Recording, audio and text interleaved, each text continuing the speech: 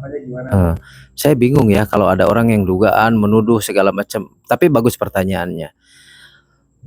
Perihal hal tersebut, pembelajaran juga buat warga masyarakat termasuk saya pribadi ya.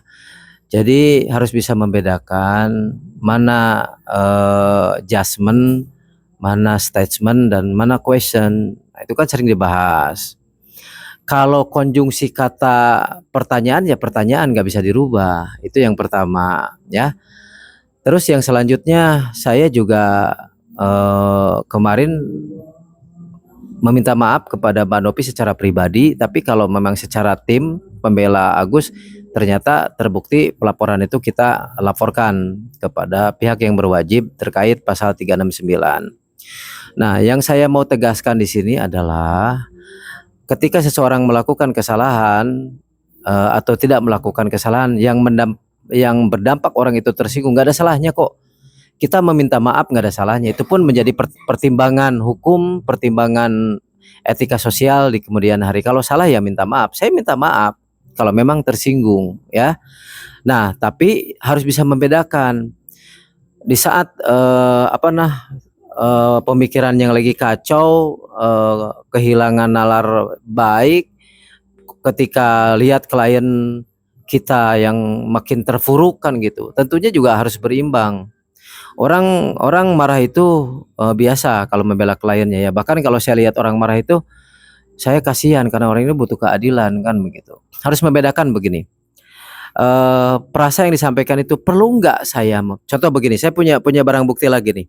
Perlu nggak kalau NP itu saya bongkar kalau dia juga yang saya patut duga dia adalah orang yang bermain R3 dalam bentuk klasifikasi kejahatan, patut diduga. Nah, itu tuh bukan perasa menjasman ya. Kalau saya bahasanya NP itu adalah pemain R4 roda kendaraan gitu kan. Nah, kalau kemarin kan saya bertanya, perlu nggak dibongkar di sini kalau NP itu adalah pemain narkoba? Kan pertanyaan gitu. Itu kan ada bukti yang bisa menguatkan saya untuk menyampaikan itu. Nanti tentang SKB 3 Menteri akan dijelaskan oleh advokat Kiki Aprison. Contoh begini. Loh, Bang, kenapa Abang perlu menyampaikan hal tersebut? Karena klien saya juga sekarang digiring ke masa lalunya. Agus yang berjoget-joget, Agus yang katanya difitnah-fitnah seperti ini segala macam. Harus berimbang dong, ya. Kalau Agus rekam jejaknya tidak baik, dia adalah orang sakit, jangan sekali-kali menghina orang sakit. Jangan malah terus mengancam-mengancam. Makanya kan ini saya kasih tahu sama kawan-kawan. Perlu nggak saya bongkar? Dan patut saya duga Nopi itu adalah penjahat pemain roda 4. Ini saya punya barang buktinya. Boleh dilihat ke sini. Ini ada berapa jumlah transfer atas nama Novi ya. Yang memang dia patut diduga merugikan masyarakat meskipun sudah SP3 tapi dengan cara-cara melawan hukum.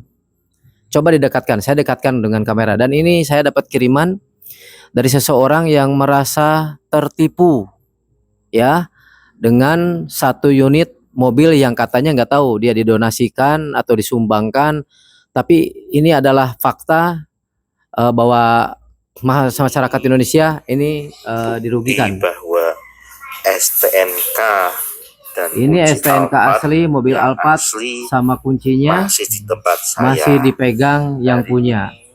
Sehingga orang tersebut kehilangan uang ratusan juta ya, totalnya hampir 180 juta, sedangkan mobilnya nggak ada, kuncinya masih di dia. Nah, ini namanya fakta, saya sampaikan seperti ini, ada buktinya. STNK asli dan kunci Alphard semua peserta bukti transfernya masih di tempat saya. Jadi kalau si Novi jual Alphardnya berarti dia menggunakan STNK yang duplikat. Gimana kabarnya ini? STNK asli dan kunci masih di tempat saya sampai sekarang belum diselesaikan.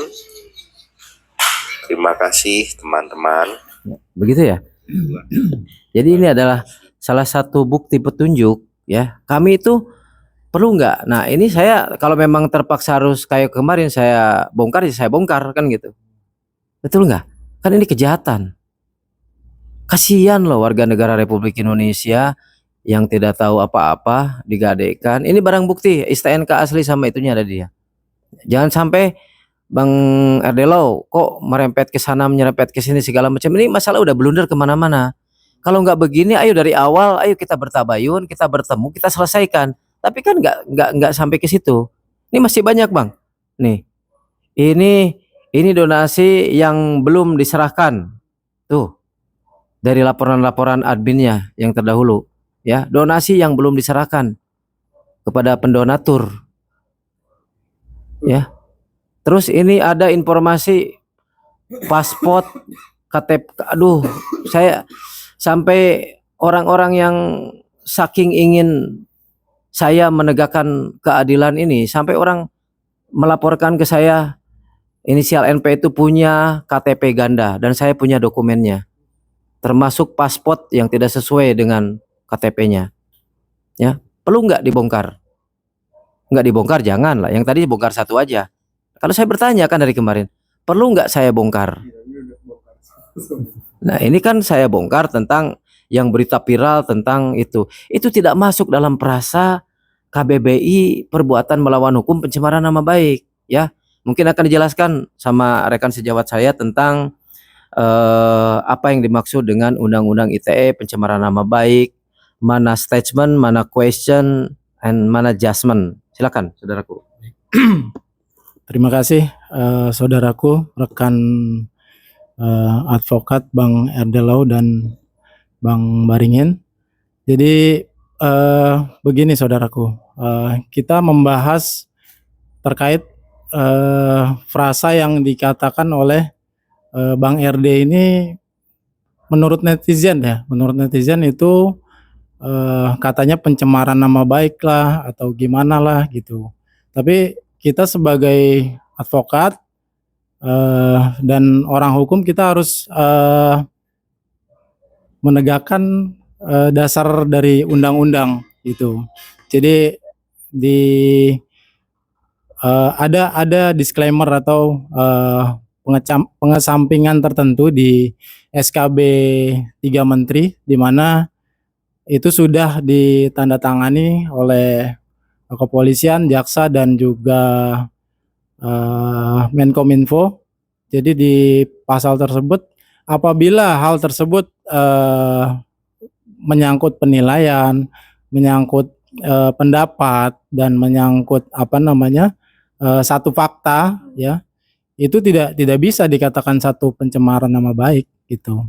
Jadi ini pendapat kita ya sebagai profesional, sebagai insan yang paham hukum dan paham aturan. Jadi jangan semena-mena netizen yang mendiskreditkan sahabat kita, saudara kita yang sedang menegakkan keadilan, mengatakan hal tersebut adalah satu fitnah atau satu pencemaran nama baik gitu.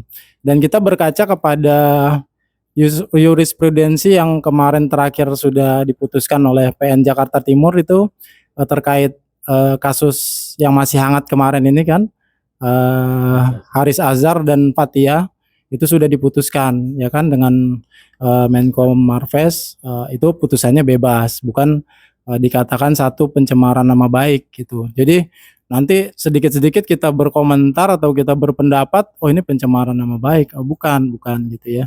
Jadi apabila itu satu fakta, dan ini kan sebenarnya tugas penyidik untuk menyelidiki lebih lanjut, lebih dalam, benar atau tidak perkara yang disampaikan ini gitu ya. Tapi ini bukan fitnah dan sahabat saya pun kan ini bertanya memberikan pendapat apakah evaluasi ya kan terkait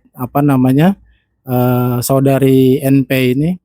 Dan satu lagi saya ingin menambahkan mengenai yayasan kan itu diatur di Undang-Undang 16 2001 kan, sudah direvisi lagi di 28 2020 2004 ya 2000 ya kurang lebih kan 2024 ya kalau nggak salah, atas perubahan atas yayasan, di mana yayasan tersebut seharusnya melakukan audit dan itu memberikan publikasi kepada masyarakat luas bahwa dananya ini kemana sih diarahkan gitu. Jadi nggak ada salahnya ini kita bertanya lagi kan, kita bertanya lagi dan kita concern nih, kita peduli terhadap para donatur karena yayasan ini tujuannya adalah untuk di dalam undang-undang tersebut disebutkan bertujuan untuk sosial, keagamaan dan kemanusiaan gitu. Jadi kita mengacu secara normatif saja. Kita mengacu secara normatif dari undang-undang yayasan tersebut 16/2001 setelah ada perubahan di mana tujuan tersebut adalah sosial, keagamaan dan kemanusiaan dan memang selayaknya yayasan tersebut itu harus di audit dan dipublikasikan di surat kabar. Mungkin itu pendapat hukum dari saya. Mungkin ada tambahan dari saudara. Jadi baik teman-teman, itu yang disampaikan oleh rekan sejawat saya tentang perasa yang mengandung unsur perbuatan melawan hukum di dalam Undang-Undang ITE yang secara fundamental diatur di pasal 310 ya. Nah, terkait tentang SKB 3 Menteri itu nomor 299 tahun 2021 itu juga menjadi pertimbangan penghapusan beberapa pasal di pasal 27 ayat 3 ya. Secara eksplisit malam ini kita sampaikan kepada teman-teman mengenai pertanyaan-pertanyaan dari rekan-rekan sejawat kita atau dari media. Kita sudah sampaikan secara jelas ya. Tapi itu adalah yang saya sampaikan, mudah-mudahan bisa berkenan kan begitu. Tapi ya mungkin menurut Bang Pondang ini, kita ini sebetulnya dari kemarin welcome ya untuk siapapun, sangat welcome. Coba Bang Pondang ditambahkan ketika perkara ini bergulir, tambah tambah bingung dengan opini publik ya saat ini, bahwa penggiringan opini menurut ini begini, menurut ini kita sampaikan kepada publik. Ketika kita pun mencintai nilai-nilai keadilan, seorang advokat itu ketika dia menjalankan tugas sesuai sumpahnya bahwa kita itu sebagai penegak keadilan. Gimana menurut Bang Pondang ketika ada sikap baik dari NP ataupun lawyer rekan sejawat kita untuk kita duduk bersama, welcome atau gitu ya? Coba dijawab menurut saudara. Tentunya harapan kami ya pasti welcome lah, itu pasti welcome karena pengacara itu kan juga pasti untuk mengakomodir hak-hak klien kami gitu kan. Jadi kalau memang dari NP memiliki niat untuk proses penyelesaian ya kami sambut lah semua itu kan dengan sukacita kan, gitu aja sih. Jadi intinya gini lah, klien kami Pak Agus itu tidak melakukan kesalahan dalam menggunakan dana donasi dari masyarakat. Itu aja. Justru yang kami pertanyakan dasar hukumnya apa ini bisa sampai pindah dari rekening klien kami ke rekening yayasan. Gitu.